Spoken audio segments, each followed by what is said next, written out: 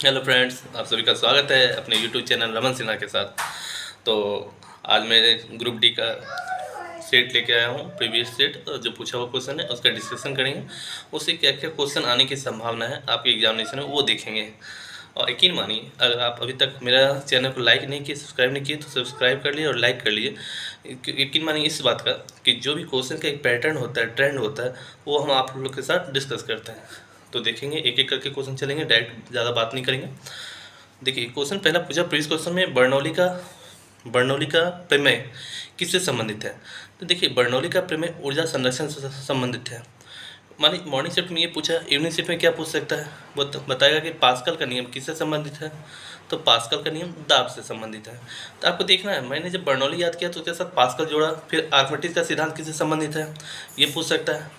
Archimedes का सिद्धांत किससे संबंधित था, ये यानी 3 क्वेश्चन यहाँ तैयार किया। पूछा एक क्वेश्चन कि बर्नौली का क्या है, किस सिद्धांत पे काम करता है, ऊर्जा के संरक्षण सिद्धांत पे। फिर दूसरा क्वेश्चन आपसे दूसरे शिफ्ट में पूछ देख सकता है कि पास्कल किससे संबंधित है, दाब से, पास्कल का जो।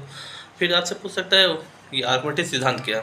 तो ये एक साथ 3 क्वेश्चन को हमने तैयार किया एग्जाम के दृष्टिकोण से। फिर नेक्स्ट जो प्रीवियस क्वेश्चन पूछा है कि रडार पद्धति, जो रडार होता है कैसे काम करता है। तो रडार पद्धति विद्युत चुम्बकीय तरंग पे काम करता है, ठीक है। ये रडार जो होता है विद्युत चुम्बकीय प्रवृत्ति पे काम करता है, ठीक है। फिर आपको मान लीजिए किसी से इर्द गिर्द क्वेश्चन कैसे तैयार करेंगे बताइए। पूछ सकता है आपसे कि ठीक बताइए, चुंबक जो होता है उसके में कितने ध्रुव होते हैं।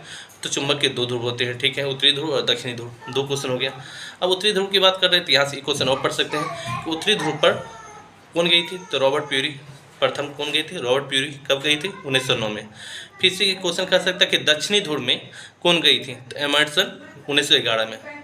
फिर देखिए, प्रीवियस क्वेश्चन में पूछा है कि डायनामो क्या करता है, उसका क्या काम, ऊर्जा को कैसे कन्वर्ट करता है। तो डायनामो जो है यांत्रिक ऊर्जा को विद्युत ऊर्जा में कन्वर्ट करता है। नेक्स्ट क्वेश्चन हम देखते हैं डायरेक्ट। फिर पूछा है क्या, ये स्वतंत्र भारत का प्रथम गवर्नर जनरल कौन था। तो स्वतंत्र भारत का प्रथम गवर्नर जनरल लॉर्ड माउंटबेटन था, ठीक। ये क्वेश्चन है। अब देखिए यहाँ से कुछ और पढ़ लेंगे। फिर आपसे बोल सकते हैं कि स्वतंत्र भारत का प्रथम गवर्नर जनरल लॉर्ड माउंटबेटन था। फिर बोलेगा भारत का प्रथम गवर्नर जनरल कौन था, ये भी पूछ सकता है। अभी हमने पढ़ा स्वतंत्र के बारे में, पूछेगा आपसे कि भारत का प्रथम गवर्नर जनरल कौन था। तो आपको कमेंट करके बताना है कौन था, बताइए। फिर भारत का प्रथम वायसराय कौन था। तो भारत का प्रथम वायसराय लॉर्ड कैनिंग था। कौन था, लॉर्ड कैनिंग था, ठीक है। जब अंग्रेज के बारे में कुछ पढ़े तो कुछ इंपॉर्टेंट टॉपिक चर्चा करेंगे, क्या क्या क्वेश्चन आने की संभावना हो सकती है। पूछेगा भारत का मैग्ना कार्टा किससे संबंधित है, ये क्वेश्चन पूछ सकता है, शिक्षा से। फिर बोलेगा वुड का डिस्पैच नीति, वुड का डिस्पैच नीति किससे संबंधित, शिक्षा से।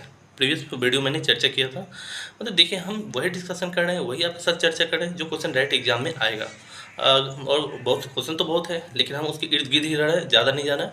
और एक क्वेश्चन से 2-3 क्वेश्चन तैयार करने की कोशिश करते हैं एग्जाम पॉइंट ऑफ व्यू से, ठीक है। नेक्स्ट जो प्रीवियस पूछा, आज मैं यहाँ क्वेश्चन देख पा रहा हूँ, पूछा है कि पीतल किसका मिश्रण है, ठीक है। तो पीतल तांबे और जस्ती का है। अब मैंने जब ये पढ़ा तो इसके साथ हम क्या पढ़ सकते हैं अपने जीएस के लेवल को बढ़ाने के लिए कि कॉपर की परमाणु संख्या क्या है। डायरेक्ट बता रहा हूँ, तो 29 है, ठीक है। कॉपर की परमाणु संख्या 29 है, ठीक है। तांबा के बारे में हमने ये पढ़ लिया, ठीक है। तांबा क्या है, पीतल और जस्ते का मिश्र धातु है, ठीक है। आप आपसे पूछ सकते हैं क्या इससे इर्द गिर्द क्वेश्चन कि बताइए चांदी का सिंबॉलिक क्या है, ठीक है। एजी है या एयू है। तो चांदी का क्या है सिंबॉलिक, आपके कमेंट करके बताना है, एजी या एयू बोलते हैं, ठीक है। फिर हम डायरेक्ट चलेंगे नेक्स्ट क्वेश्चन पे। जो हमारा क्वेश्चन पूछा हुआ है, पूछे क्या, स्वेज नहर किसको जोड़ती है। तो हम प्रीवियस वीडियो में चर्चा की है, स्वेज नहर भूला मतलब मैंने कैसे याद किया, भूमध्य सागर और लाल सागर। स्वेज नहर किसको जोड़ता है, भूमध्य सागर और लाल सागर को, ठीक है। यहाँ से क्वेश्चन ये याद कर सकते हैं। फिर आपसे पूछेगा, ठीक है, स्वेज नहर का राष्ट्रीयकरण कब हुआ। कमेंट करके बताइए, ये पूछ सकता है क्वेश्चन से, स्वेज नहर का राष्ट्रीयकरण कब हुआ, ठीक है। फिर आपसे पूछ सकता है, ठीक है, बताइए नहर के बारे में पूछ रहा है तो आपसे बोलेगा, ठीक है, चिल्का झील का है इस इर्द गिर्द क्वेश्चन में, तो उड़ीसा में है, ठीक है। चिल्का झील का है उड़ीसा में। पुलिकट झील का है तो केरल में। देखिए कैसे एक क्वेश्चन से मैंने 3 क्वेश्चन तैयार किया, पुलिकट झील पढ़ लिया, चिल्का झील पढ़ लिया, ठीक है। फिर आपसे पूछ सकते हैं कि नेक्स्ट धुआंधार जल प्रपात का है तो नर्मदा नदी किनारे है, कहाँ पे, जबलपुर में है। तो बस इर्द गिर्द पढ़ना है, बस अपने को पता होना चाहिए कि इस कॉन्सेप्ट में कैसे क्वेश्चन राइज हो सकता है, क्वेश्चन का ट्रेंड क्या है, ठीक है। नेक्स्ट हम चलते हैं, पूछे क्या, कौन सा रंग का तरंगदैर्घ्य सबसे अधिक होता है। तो देखिए तरंगदैर्घ्य जो अधिक होता है वो लाल रंग का तरंगदैर्घ्य सबसे अधिक होता है, ठीक है। लाल रंग का तरंगदैर्घ्य सबसे अधिक होता है, तो ये पढ़ सकते हैं। फिर आपसे पूछ सकता है, ठीक है, नेक्स्ट क्वेश्चन नेक्स्ट शिफ्ट में कि बताइए कि पृथ्वी का सतह जो होता है ऊपर से देखने पे कैसा प्रतीत होता है, काला या ब्लू या इंडायरेक्ट नीला। तो आपको कमेंट करके बताना है कि हम अंतरिक्ष से जब पृथ्वी को देखते हैं तो उसका सतह कैसा होता है, ठीक है। नेक्स्ट हम चलते हैं डायरेक्ट क्वेश्चन पे। पूछा है क्या, डोंगरी भाषा कहाँ बोली जाती है। तो देखिए डोंगरी भाषा जम्मू कश्मीर में बोली जाती है। फिर आपसे ये पूछ सकता है, ठीक है, डोंगरी भाषा तो जम्मू कश्मीर में पूछी जाती है। इस इर्द गिर्द क्वेश्चन क्या तैयार कर सकते हैं, कल के वीडियो में भी चर्चा की, फिर से जो चर्चा कर लेते हैं। पूछ सकता है, ठीक है, सहाड़िया जनजाति कहाँ पाई जाती है, तो राजस्थान में, ठीक है। भील जनजाति कहाँ पाई जाती है, तो राजस्थान में। क्वेश्चन का ट्रेंड देखिए, एकदम डायरेक्ट बता रहा हूँ जहाँ से पूछा है। फिर आपसे बोलेगा चोचू जनजाति कहाँ पाई जाती है या चेंचू जनजाति, तो ये बताना है आपको कहाँ से पाई जाती है, आंध्र प्रदेश में। फिर आपसे पूछ सकता है कुकी जनजाति कहाँ पाई जाती है, कुकी मणिपुर में, ठीक है। तो मैंने क्या किया, 3-4 जनजाति के बारे में पढ़ लिया, ठीक है। भाषा के बारे में जब पढ़ लिया, जो ट्राइबल्स मतलब जो ट्राइब्स होते हैं उनका लैंग्वेज क्या है, उनकी भाषा क्या है, उससे रिलेटेड क्वेश्चन पूछने की संभावना बनती है, ठीक है।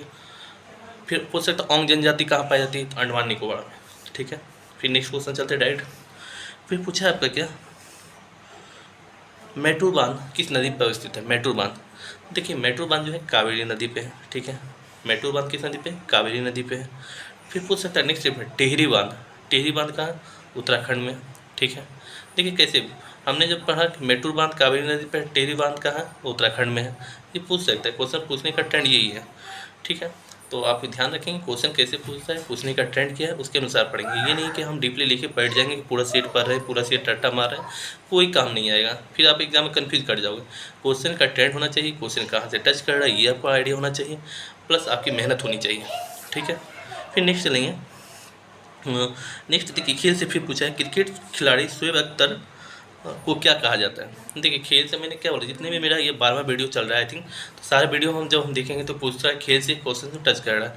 तो रावलपिंडी एक्सप्रेस किसको बोला गया, शोएब अख्तर को, जो पाकिस्तान के खिलाड़ी थे, ठीक है। तो खेल से भी आपको कुछ भी पूछ सकता है, इसके लिए कंफर्म नहीं। मेरा पिछला वीडियो जाकर देखिए, खेल के बारे में मैंने काफ़ी अच्छे से चर्चा किया कि फुटबॉल खेलने की अवधि कितने मिनट की होती है, अंतर्राष्ट्रीय हॉकी कितने मिनट की होती है, क्रिकेट फुटबॉल हॉकी में कितने खिलाड़ी होते हैं, सारा चर्चा किया। वीडियो तो जाके देखिए, फिर एनालिसिस कीजिए कि आप क्या पढ़े हैं, कि छूट रहा है कुछ पता चल जाएगा कि जो छूट है वो भी आप बना के आएंगे। कैसे, तो जो हमने बताया वो काफ़ी सफिशिएंट है ग्रुप डी के लिए। बाकी अगर छूट भी रहा है तो आप ऑप्शन को एलिमिनेट कर सकते हैं। चलिए नेक्स्ट पूछते हैं। नेक्स्ट क्वेश्चन क्या पूछा है वो देख रहे हैं। पृथ्वी का विषुवतीय व्यास कितना है। देखो पृथ्वी का विषुवतीय व्यास 12,756 किलोमीटर है। फिर सेकंड स्टेप में क्या पूछ सकता है, ये सोचिए। विषुवतीय व्यास पूछ दिया, ध्रुवीय व्यास पूछेगा, ध्रुवीय व्यास जानना होगा आपको। एक में पूछ दिया पृथ्वी का विषुवतीय व्यास 12,756 किलोमीटर, दूसरे में पूछ देगा कि ध्रुवीय व्यास कितना है, तो 12,713 किलोमीटर।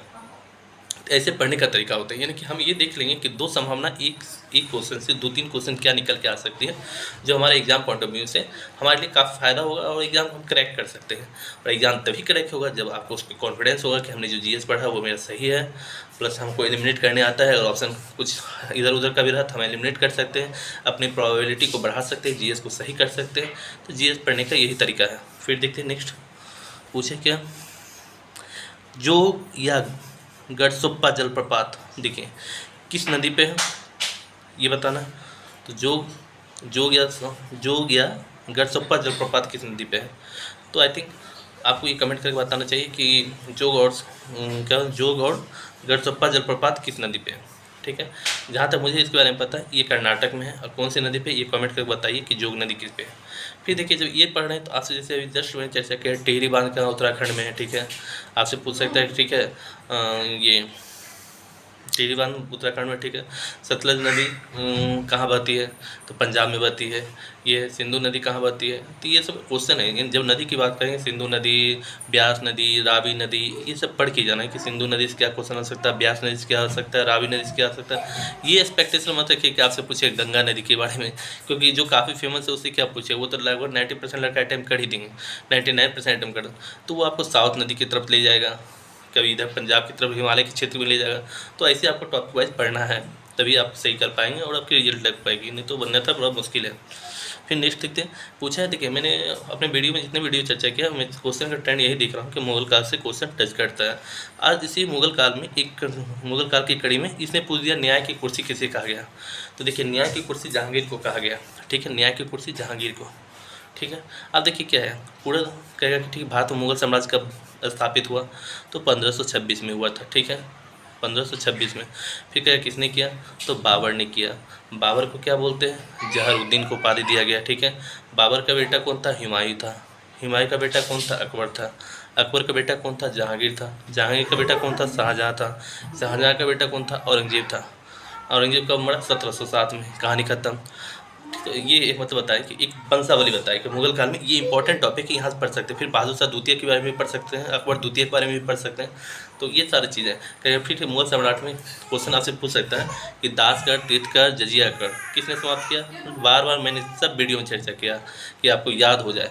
दासगढ़, तीर्थगढ़, जजियागढ़ अकबर ने समाप्त किया। दासगढ़ 1562 में समाप्त किया, तीर्थगढ़ 1563 में और जजियागढ़ 1564 में समाप्त किया, ठीक है। फिर आपसे क्या पूछ सकते हैं, ये सोचिए क्या, ठीक है। अकबर का ये पूछता है अकबर के बारे में कि अकबर के राजमंत्री कौन थे, टोडरमल थे। फिर बोलेगा तानसेन का असली नाम क्या था, रामतनु पांडे था, जो अकबर के दरबार में रहते थे। फिर आपसे बोलेगा ठीक है बताइए कि मुगल काल से बारे में क्वेश्चन पूछ सकता है कि रज्जानामा का किस भाषा में अनुवाद किया गया, रजनामा तो फारसी में अनुवाद किया गया। और किस चीज़ का वो अनुवाद हुआ था, तो महाभारत का रज्जानामा में अनुवाद किया गया, फारसी में अनुवाद किया गया। महाभारत का जो फारसी में अनुवाद किया उसका नाम दिया है रज्जानामा, ठीक है। फिर आपसे पूछ सकता है ठीक है तुलसीदास किसके दरबार में रहते थे, कमेंट करके बताइए किसके दरबार में रहते थे। फिर क्या रामचरितमानस किसने लिखा, तुलसीदास ने लिखा, ठीक है। तो ये क्वेश्चन पढ़ने का ट्रेंड है। फिर बताइए नवरत्न किसके दरबार में रहते हैं, कमेंट करके बताइए नवरत्न किसके दरबार में रहते थे। तो बहुत सारे हैं, इस पर चर्चा कर सकते हैं, लेकिन हमें अपने को थोड़ा सा जल्दी निकलना है, तो इसलिए जो भी क्वेश्चन है डायरेक्ट क्वेश्चन पर डिस्कशन कर रहे हैं, जो इंपॉर्टेंट क्वेश्चन लग रहा है मुझे। देखिए विटामिन टॉपिक पूछा है, विटामिन ए की कमी से क्या है। पहला वीडियो जाके देखिए, विटामिन टॉपिक मैंने वीडियो बनाया, पूरा विटामिन को लगभग कवर करने की कोशिश किया ग्रुप डी के दृष्टिकोण से। है तो बहुत कुछ भी, लेकिन ग्रुप डी के दृष्टिकोण से। जो नहीं जुड़े हैं, जो नहीं लाइक किए, सब्सक्राइब किए, लाइक कर ले, सब्सक्राइब करें और चैनल को देखें। और 5 मिनट 10 मिनट निकाल सकते हैं अपने कैरियर के लिए, वीडियो देख सकते हैं कि कैसे याद करने का तरीका है। जैसे विटामिन टॉपिक से पूछा तो मैं यहाँ चर्चा कर लेता हूँ फिर से। जो भी नहीं जुड़े हैं, विटामिन की कमी, विटामिन ए की कमी से रतौंधी होते हैं, विटामिन बी की कमी से पेरी बेरी, विटामिन सी की कमी से अस्कर्वी, विटामिन डी की कमी से रिकेट्स होता है, ठीक है। अब विटामिन एच की कमी से बाल संबंधी प्रॉब्लम होता है, ठीक है। फिर पूछ सकता है आपका नेक्स्ट स्टेप में विटामिन का खोज किसने किया, फंक ने किया। विटामिन ए बी का खोज किसने किया, मैकुलन ने किया। विटामिन सी का खोज किसने किया, हॉलकट ने किया। विटामिन डी का खोज किसने किया, हॉपकिंस ने किया, ठीक है। फिर बोलेगा क्या, विटामिन बी और सी किस में घुलनशील है, जल में घुलनशील है। फिर पूछेगा विटामिन ए डी ई के किस में घुलनशील है, वसा में घुलनशील है।